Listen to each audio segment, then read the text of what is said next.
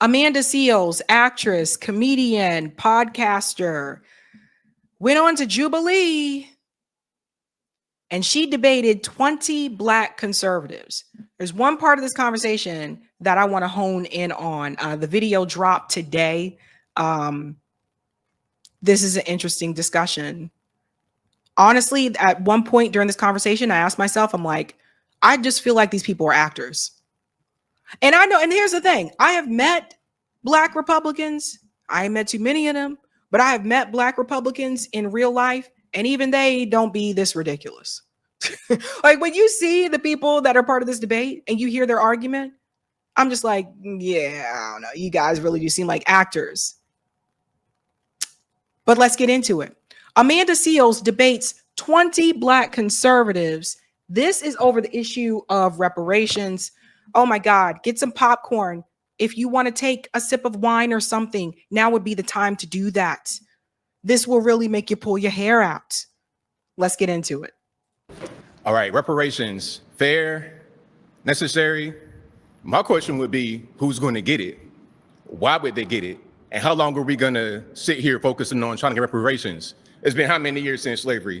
150 years, 1865? Whenever there's a real thing that this country wants to do, they do it. Stop Asian hate. Okay, there's a problem with the Asian hate. Let's draft a bill, sign it, and it's done. Anything that needs to be done is done. With us, it's a carrot they dangle in front of us that they don't really want to do. And it's not going to help. We need education. Oh, it's not going to help. No, it's not. We need education. Getting a check from the government is not going to do that. And we need proper education. A lot of us go to these institutions where we're not really prepared, we're not really focused, and we don't get things that'll help us in the real world. So if you want to help Black people, a check from the government, from our tax dollars is going to get raised, because let's be clear, everybody in here is Black. We all American, we all got to pay taxes. It'll go to that. So I don't really see how this is going to help us at all. Okay. Pause. First of all, he's already talking about this from the wrong position. First of all, it's a debt that is owed. That is a really important piece that you have to drive home. Because otherwise, people do see that they're like, oh, it was just a handout. No, it's not a handout. It's a debt that is owed.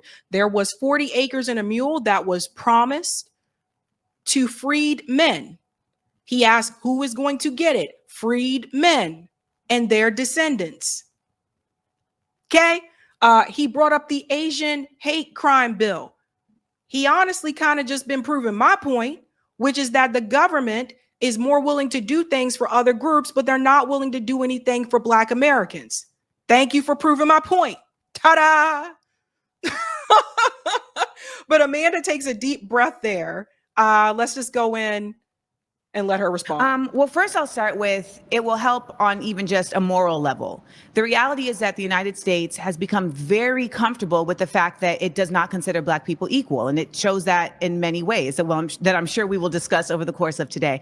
But ultimately, there has not been a committed, concerted effort to shifting the mindset around the use of Black people as a labor force in this nation back when it was slavery, now in the use of slavery as slave labor in prisons. So on a basic cultural level, reparations are an act of repair.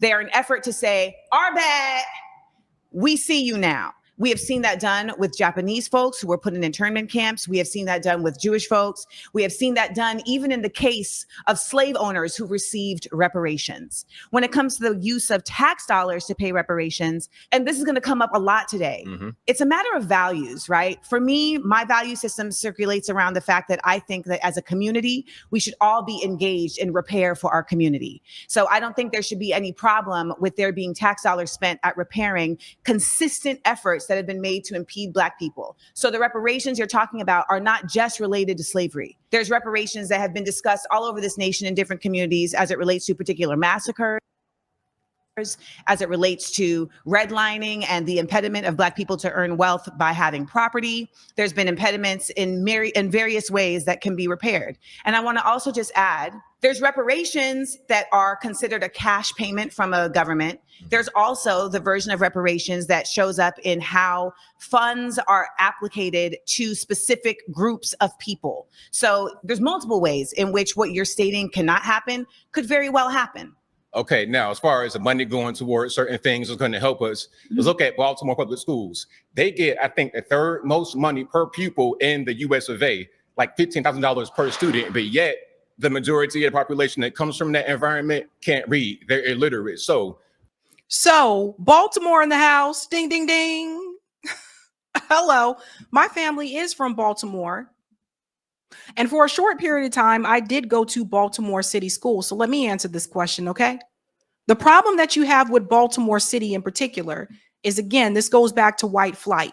When white people left the city and moved to the suburbs, their wealth and their money went with them. When Black people were prevented from going into those suburbs and pursuing home ownership, they were stuck in the city.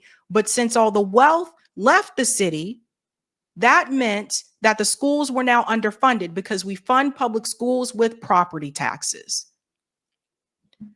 The problem that you have in particular in Baltimore is the funding. Now, he said they spend this much per student, yada, yada. Okay, that's not enough money.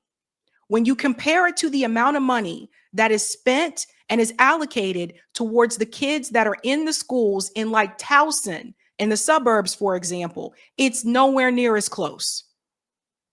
So yes, they're spending this amount of money on per student, but the school itself is not resourced as it should be when you compare it to the schools in the suburbs. He sounds really ignorant right now. This is why I thought when I was watching this earlier, because it dropped Sunday, when I was watching this earlier, I thought, are these people actors? And this is why I think this sometimes. Okay, so another thing that we need to add to this in particular is not just a Baltimore issue, but with Baltimore, you have to have the teachers who are willing to come in to teach at those schools. You have to pay them a salary that they'll be able to also live off of. And I'll make the comparison with Boston. Boston pays teachers more than Baltimore, Maryland pays teachers. Boston, to teach in Boston public schools, you have to get a master's degree within that first 5 years. I think now it's gotten to the point where they just want you to have it. So it's also about who you're hiring for the teachers. That's another part. And if you're not paying them as much, they're going to try to go where the money is, where they can afford to live. So again, I went to Baltimore City Schools. I went to Lockham and Bundy, part of second grade, part of fifth grade. That was when we were in transition between different deployments, like with my family. So I went to those schools, and I'm trying to tell you, the resources are nowhere near when you compare it to the schools in the suburbs. It's not even close. So that $18,000 that you're spending per student is nothing compared to the money that's spent per student for a kid that is attending school in Towson. I just, it's just one of these things that I just want to like wake people up. we're dumping money on the situation, yes, but yet we're not getting the results we should get from it. Money's not going to help the thing. We need to just focus on what we need to focus on. As far as Black people being labor force of this country, what else are we doing? We got 25% of us on some kind of government assistance. 1 out of every 3 Black men will go to jail. We got to do something. We got to work with our hands, work with tools, do something, because we're not doing much of anything. And also, one more piece here. Reparations, again, always anchored in front of us, never going to happen. As long as you've been living, as long as I've been living, as long as everybody been living, they say we need it, and it never gets done. One more piece. You just said, Pause. So again, we have to add this factor. He is not talking about this as a debt that is owed. But the more he talks, he continues to prove my point, which is this. The U.S. government in particular will look out for every group except for Black Americans. He is proving my point for me when he continues to say, well, they dangle this in front of your face, and they don't dangle things in front of other groups' faces. That's the point. The harm that was done to the Japanese Americans in the internment camps, there was repair, and it was cash reparations. I didn't see all these people come out of the woodwork to protest against that, okay? Okay? Columbia University just awarded reparations to Zionists because their feelings were hurt during the pro-Gaza protests. Okay, so miss me with all this where the money's supposed to come from. Because the money doesn't just come from the US government. The money can also come from these corporations. Colombia just proved that. And Colombia also was tied to slavery as well, which I discussed on this show. You see, they ain't give no reparations to us. Look at who they give it to. Harvard owned slaves. I don't see Harvard University kicking out no checks. But they trying to protect everybody else, though. The way that he is approaching this is from a point of view is, oh, you're just giving people a check. No, it is a debt that is owed. And I feel like if people do not understand that, they will constantly go back and forth with this battle of, well, we don't need a handout. It's owed. Let's continue. One more piece, then you're adding another one. So, I promise. So hold on to it. No, hold on to it. I'm gonna land the plane. I'm gonna land the plane. I promise. Reparations is a thing. Like I said, it's a carrot that dangle in front of us. They're never really going to get it done. And if it was going to get done, it would have already been done. It's just something that they're using to try and make us stay Democrat. That's what I wanted to say. Well, Democrats are not doing reparations either. They're not. This is nonpartisan. This is black partisan, baby. Okay. Well, this is nonpartisan. Who do we vote for? Who do we vote for? 93% of the time. There's no incentive. To be quite honest, you're not talking to a Democrat. You're talking to a radical. Okay, but let's land this plane very quickly. Who do we vote for? Let's land this plane quickly. Who do you're we vote talking for? to a radical, not a Democrat. Okay, and you are your own person. Let me tell you something now. I don't know what they told you, but if they told you that cutting me off is how we're going to get clicks, stop it now. Oh no, that's not how we're going to. That's not how we're going to enter. We having a debate. A debate does not require continuously cutting somebody off. Okay, no problem. Now I do want to state this. You're stating things as it relates to how money is not fixing a problem without acknowledging the fact that the problem doesn't exist in a vacuum and that there are so many other factors that are determining how that money is getting spent to impede it from actually fixing a problem. You can put all the money into Baltimore public schools you want, but if you are also putting all this money into policing, into communities that are not getting resources, then you are also creating your own conundrum. The other part of this is that when you're saying they, the they is a broad context. And the last part of this that I will say is that you keep saying they're dangling this in our face. They're dangling in our face. Slavery lasted for 400 years. It hasn't even been 400 years since slavery. So should we be only fighting for a quarter of the time to get repair? All right. I'm so sorry. You've been voted out by the majority. Yeah, so then we'll go into the next guy.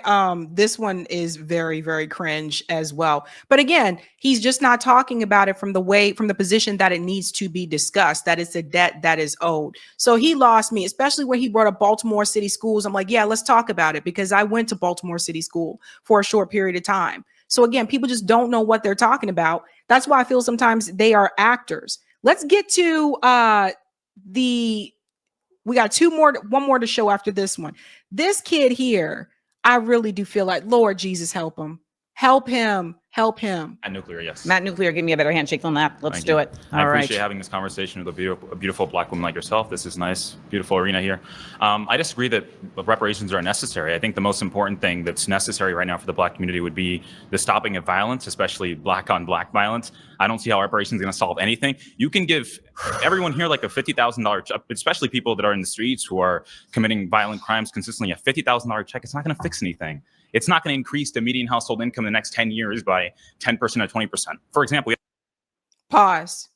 He has no idea what he's talking about. A $50,000 check. When people ask like how to close the racial wealth gap, that is the way that you do it, is by paying the debt that is owed, the reparations debt. Black people have been at the bottom and we've stayed at the bottom. The data shows that. That's not my opinion. You can look this up for yourself. We discussed this multiple times before on this show, but it's very clear to me, he's one of the ones that I really think was just acting. I'm like, you've got to be acting. You cannot be this ignorant. You cannot. So he brings up the crime issue, but he doesn't get into the why. Black on black crime. There's also white on white crime. There's a lot of movies made about it. They're on Netflix, Amazon Prime, Hulu. There's a lot of race on same race crime. But you don't hear people bring that up. You don't hear people say, we got to stop this white on white crime. Absolute mess. Oh my gosh. The Chinese Exclusion Act of 1882. We prevented Chinese people from getting citizenship and even entering the country. We discriminated against them and basically put them under apartheid, even here in the United States. Yet they have the highest median household income. How is that possible? How come they don't complain and feel entitled consistently to beg for reparations and beg for this when they are killing each other 90% of the time? Chinese Americans are not a part of systemic racism in this country. This is why I say, like, it's so much ignorance here. So much ignorance. Yes, there was the Chinese Exclusionary Act, but eventually that went away and they were allowed to come here, right? Okay. They weren't subject to Jim Crow. My family was. They weren't subject to that. You can't read. You can't learn how to read. They weren't subject to redlining. My family was. And for people who don't understand what redlining is about, I get, not to give anything away, but part of this is discussed in my documentary. People need to understand redlining in particular, regardless of your household income, the banks were denying you a home loan. You get what I'm coming from? They redlined the Black neighborhoods. Regardless of your income, you were denied the loan for a home. That was another step of shutting us out of generational wealth. It's not just about reparations. It's all the other things that happened after slavery that this government continued to do to Black Americans in this country to prevent us from getting any type of generational wealth. He wants to bring up the Chinese Americans Exclusionary Act, etc. There were many Black Wall Streets in this country. They were burned to the ground by people that were not Black. So don't sit back here, young man, and pretend as though these things did not happen. Don't sit back here and pretend as though Black people did not build. We did build. They burned it. They stole it. That's why it's gone.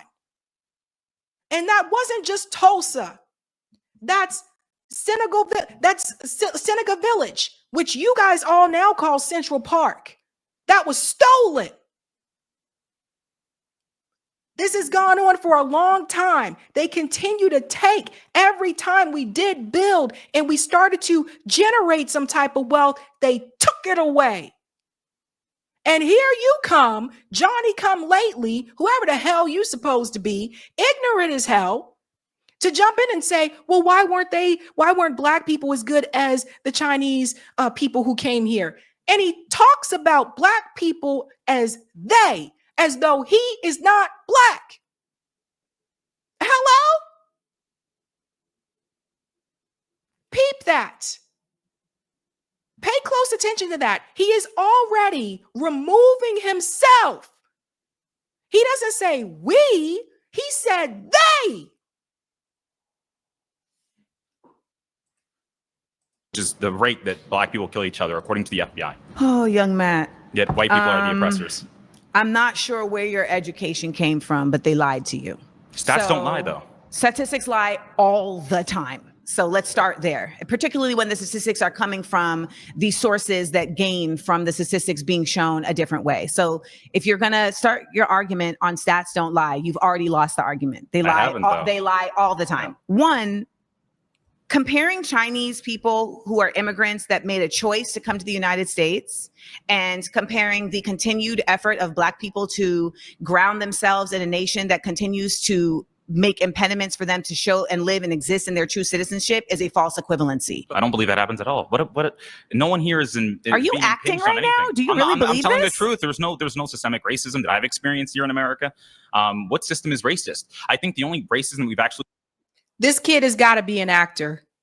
He's got to be an actor, right? Like he's talking about his own individual experience, but you have experienced systemic racism. Give it time. You young. Let the cops pull you over. Let me know. Let the cops pull you over. Let me know what's up. Because here's the thing, and this is something I think people have to really understand. This is one of those circumstances where regardless of how much education you have, it doesn't matter. If you're black and you're pulled over by the cops, regardless of how much education you have, and even in some circumstances, regardless of how much money you have, they still can treat you like shit. Your life still may be on the line. Even Stephen A. Smith, commentator at ESPN, also has his own podcast. He had his own brush with this, and he's famous. So this kid has got to be an actor. There's no way. I don't know any black people in this country that are this ignorant. I just don't. There's no way. Let me know. We've seen recently, systemic racism that we've seen is the application of systemic racism against white people. The University of Western Washington, for example, has been trying to segregate dormitories, using black-only dormitories because black people feel safer amongst each other. But they're more likely to kill each other than white people are ever to kill them. That's just the truth. You have King Von rapping about killing other black men. Why should I think that the white man is the oppressor when black men are more likely to kill me? Oh my God, this is scary. You need to. If you look at how segregated the U.S. is when it comes to the killings, the murders, it's more likely that it is going to be, and even the numbers, you got to look at the data because they show you all different types of stuff. But America is still very much segregated. Don't let the cities fool you. Don't let, like, if you go to New York as a visitor, don't let that fool you. Okay, you just visited. When you start to live there, then you start to see how these communities can be very much segregated, even in the big cities. So if you are living in said group with said community and there's crime in the community, isn't the crime more likely to be the same group of people as you? This is something people never bring up when they talk about black on black crime. Why don't people bring this up? Look up the data, look up the numbers. If you're living in a segregated community, most of the crime is likely to be committed against who? Think about that for a second. Ay. Think about me as your mama. Do not talk to me in that fashion. So let's check that now. Okay. So on a basic level, we have to understand that systemic racism is grounded in the realities that black people have not been considered an equal human being in this country since its onset. So there's simply no way to make the argument that there isn't systemic racism. And we have seen in very clear ways the system operate in an organically racist way. Do not cut me off. When we talk about systemic racism, we can start with even the fact that redlining, which was implemented to discriminate black communities. Are you shaking your head that redlining doesn't exist? No, I'm saying I don't think it really existed at all. I mean, no, I don't think so at all. That's how you know this guy is very ignorant or he's acting. Redlining definitely did exist. And my parents and my grandparents lived in redline neighborhoods in Baltimore. This kid who claims to know so much, when he sits down to talk to Amanda, he says, I don't think that redlining really exists. No one can be this ignorant. No one can be. That's why I think he's an actor. Like, look this up. The data is there. It's in the history books, but you're so educated, right?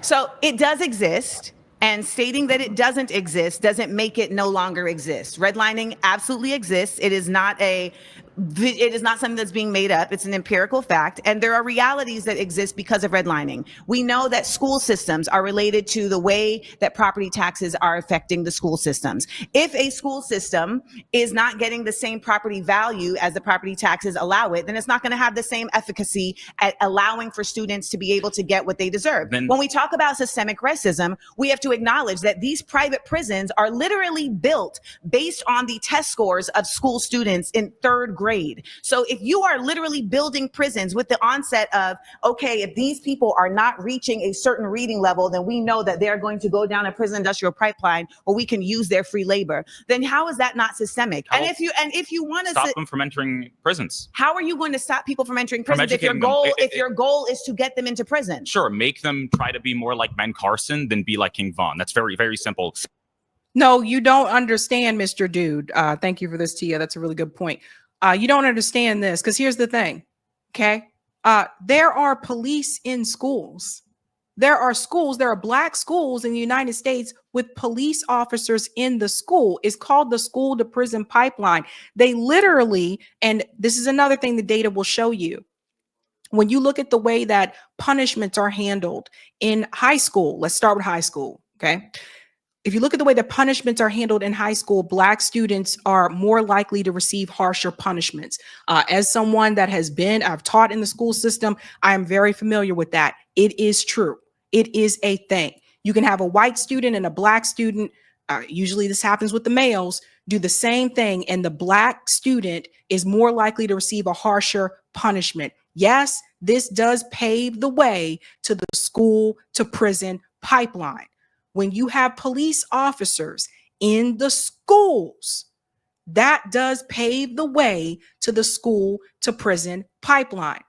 This kid it sounds like to me, he might be from a more upper class family, and he is not in those spaces. So he is taking his own personal experience and saying, well, why can't all Black people just, do what I do and da da da da.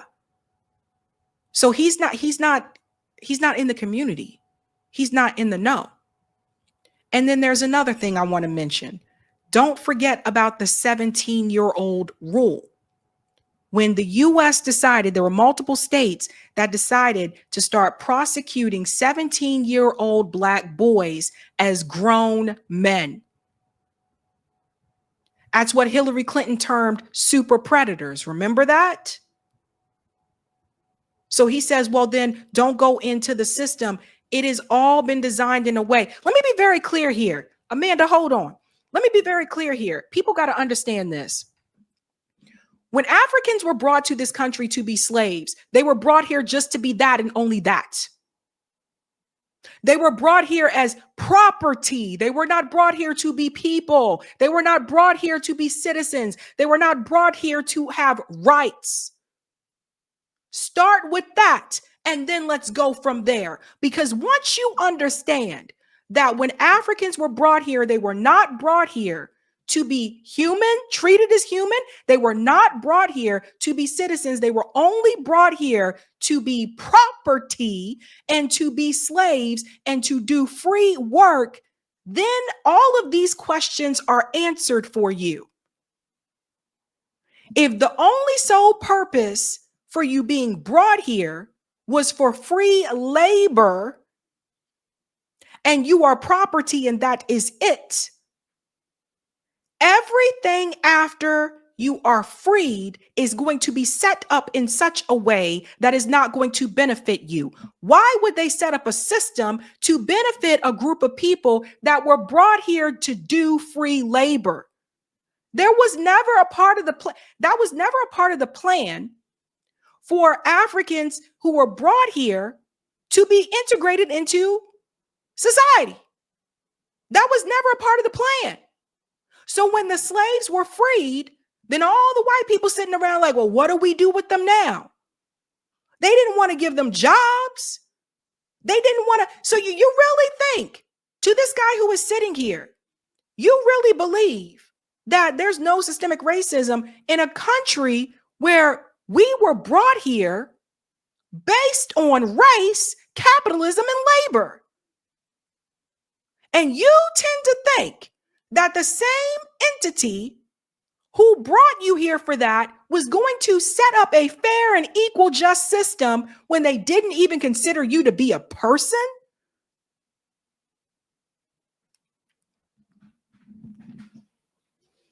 People need to really understand and learn the history of Black people in this country. That's why when there were Black Wall Streets built, they were burned down. They never wanted us to get it.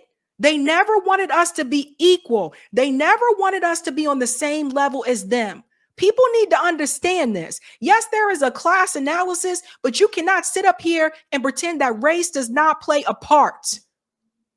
No other group, and people understand this, no other group was brought here for free labor And every time, once we were freed, every time we tried to build wealth and build our own communities, it was taken away.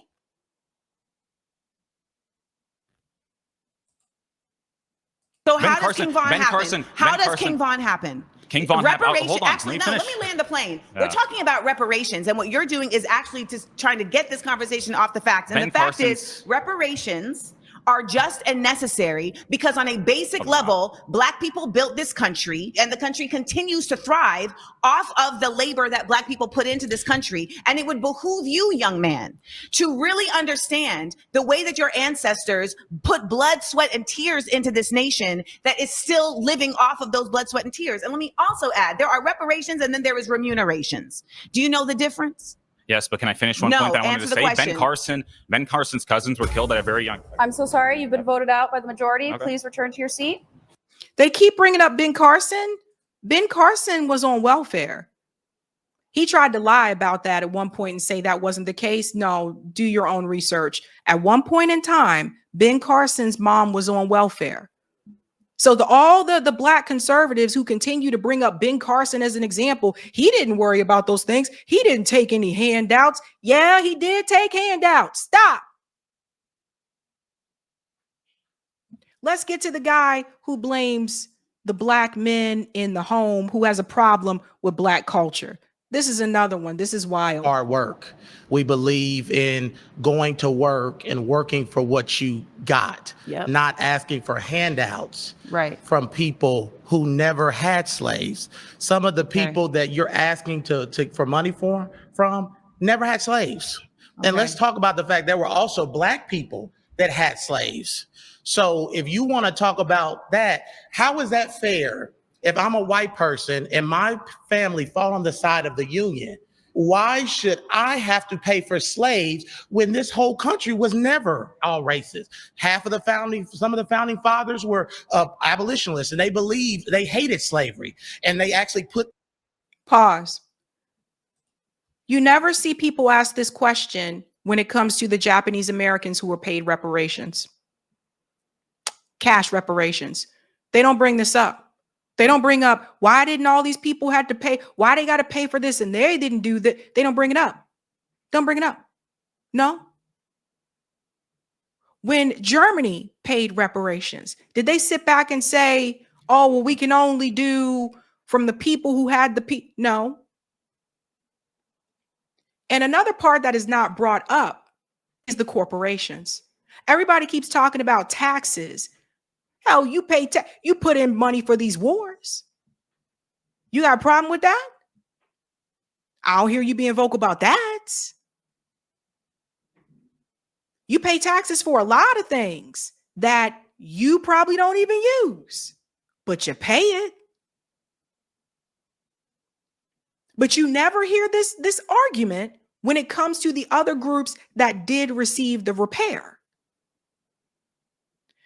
And then there's the corporations. Some of these corporations need to pay up. The same way Columbia University can just give reparations to the Zionists that they just decided to give it to, same way they can give reparations to freedmen. Harvard University, you own slaves. Your check is long overdue. Long overdue. Johnson & Johnson, you need to work on this as well. Wells Fargo should have paid reparations a long time ago. Look it up. Look it up. So he's here to say, well, I don't think the taxpayers should pay for it and da-da-da-da. He's arguing against it from a political perspective because he's, conservative, he's Republican. So he's against like the high taxes, right? That's where a lot of this comes from. And instead of looking at the debt that is owed.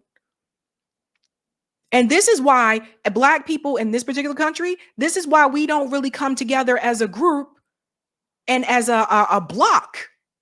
And you see other groups do this. This is part of the reason why, because I really do believe the red-blue game is just one of the things that does divide us and stop us from getting what is owed.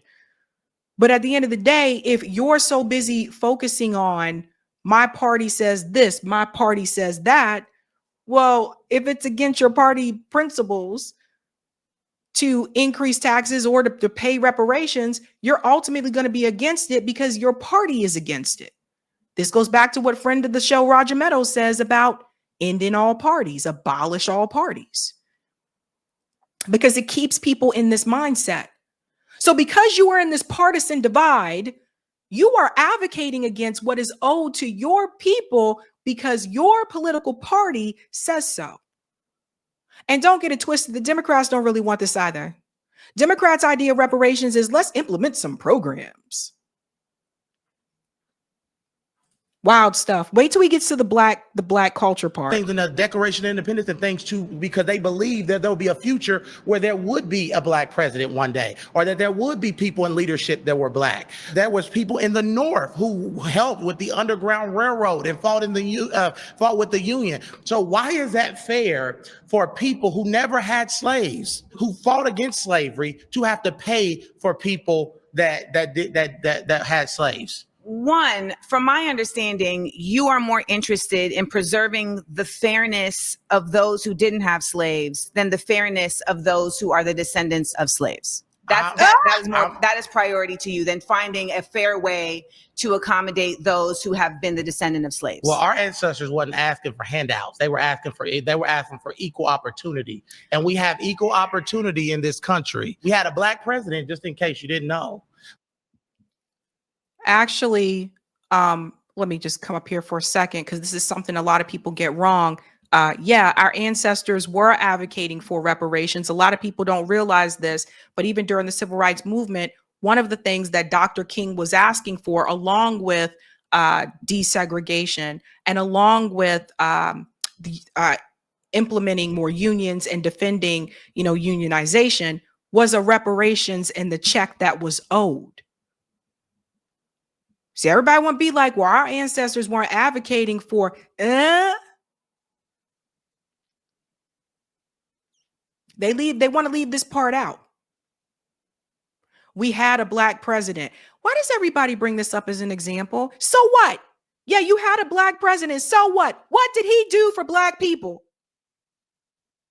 What does that have to do with the debt that is owed? People like to intertwine these. They like to mix these things together instead of just focusing on the message at hand. 1 minute you're talking about a debt that's owed, which is why I wish Amanda would have brought it back to that. Just keep it on a debt that's owed. I wish she would have mentioned that, because now people sit down and they bringing up all this other stuff that has nothing to do with the debt that is owed. But you had a black president. We had a black president and we had a black vice president. I mean, I think she was black. They said she was black. I don't know. So we had a black president, and you know who voted for that black man?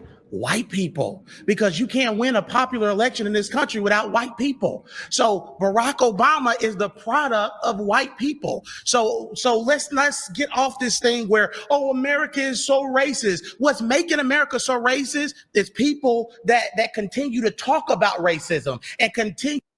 And America became more racist after Obama. They like to leave that part out. Yeah. He was like, oh, a lot of white people voted for Obama in 2008. Yeah, but let's keep it real. A lot of black people voted for Obama in 2008. 2008, Barack Obama received 98% of the black vote. No other presidential candidate has been able to receive 98% of the vote. Hell, not even 90% of the vote since then. None. Not Hillary, not Biden. And we all know what happened with Kamala. None of them have been able to do that. So let's not sit here and pretend it was only because of white people. Yes, he did get a lot of support from white people, but he got 98% of the black vote in 2008. That went down a little bit when he ran for re-election in 2012. I believe it was around about 95%, roughly about 95% of the black vote that he got then, because he wasn't really doing what he said he was going to do.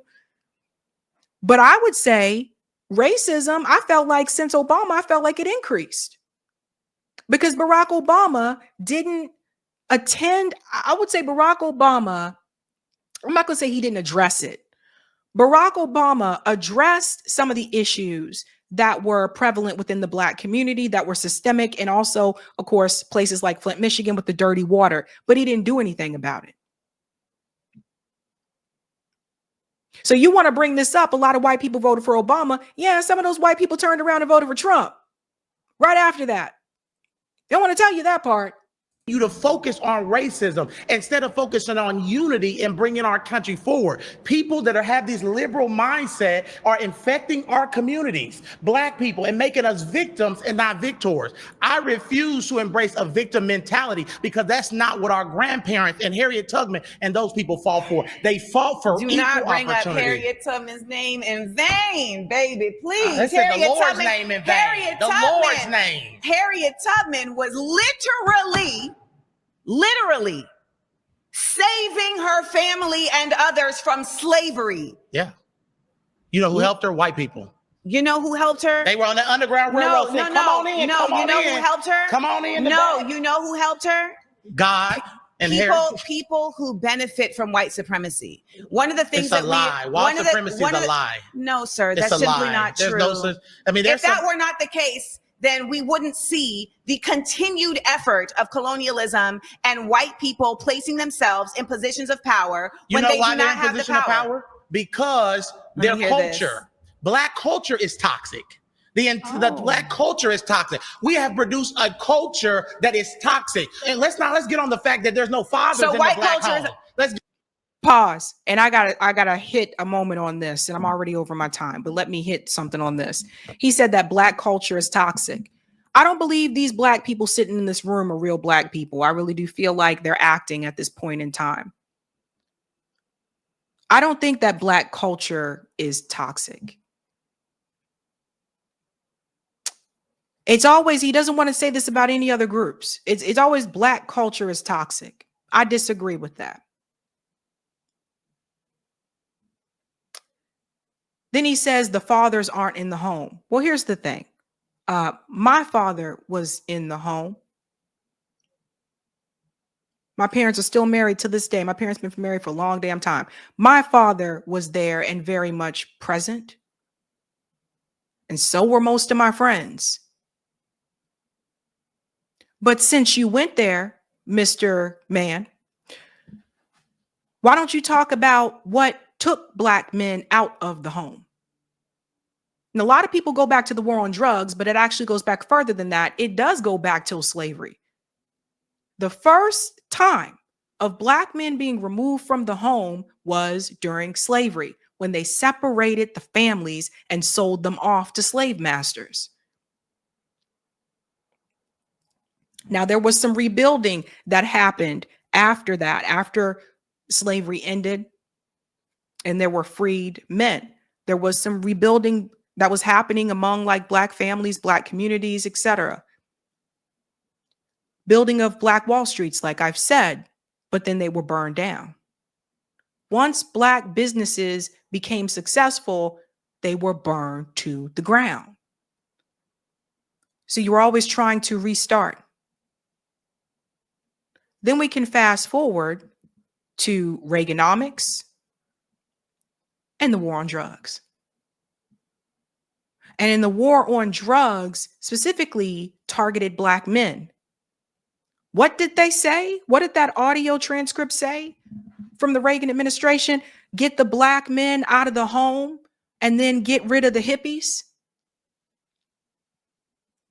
This was all planned. Then you have, of course, the CIA bringing in drugs into the Black communities. They were all working together, hand in hand. So he want to mention these things, but he don't want to tell you how things became the way that they are. And what was really upsetting watching this debate was to hear so many, these 20 Black people, the way that they spoke about the Black community, it was very disappointing. It was sad. I don't even think they like themselves. I really don't. Like, I watched this whole thing and I was like, I don't think any of the Black people in this room actually like themselves. I think that they want to try their best to appeal to the majority. They want to try their best to appeal to whiteness. And in efforts of doing that, and sometimes you will end up putting your own people down as though you're not one of them. Let me be very clear. Just because there are individual Black people that have succeeded and are doing well, When you look at us as a community, the numbers show that is not the case. We have been at the bottom and we have stayed at the bottom. Reparations would close that racial wealth gap. It would. Canceling student loan debt doesn't close it. And as Dr. Darity pointed out in his book, baby bonds doesn't close it. The one thing that does is paying that debt that is owed. But nothing bothers me more than to see Black people just trash the Black community in such a way as though they're not a part of it. And that to me is disgusting. It's absolutely disgusting. So the Black father was taken out of the home. But we also need to push back on this BS myth as well, too. Because here's the thing. There are, especially nowadays, you can look at a lot of these celebrities and you see they not married, but they got babies. I don't hear nobody saying nothing about that. Nowadays, you also see white women with babies, but they not married. Times have changed, but I will not sit here and allow him or anybody else bring across this narrative to make it seem like when you say, oh, there's no Black fathers in the home. No, there are a lot of us who grew up with our father. There are a lot of us that grew up with our dads. And he is coming onto the show. I know he's a conservative, but he is basically spreading a white trope. And that's the part that is so disappointing.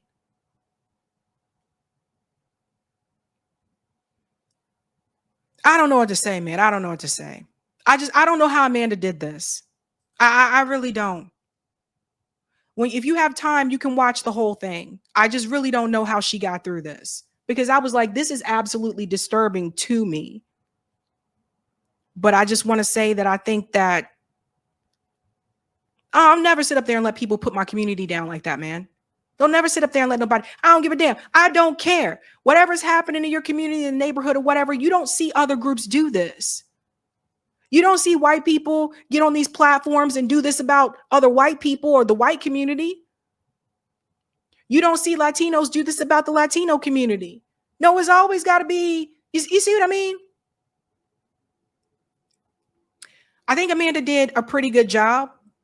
Only thing I will add is I wish she would have framed it as it's a debt that's owed. And I think sometimes in debates, people forget to say that part. But other than that, if you haven't seen the full thing, check it out. Hey guys, this was a Sabby clip. If you like what you saw, hit that like button and subscribe.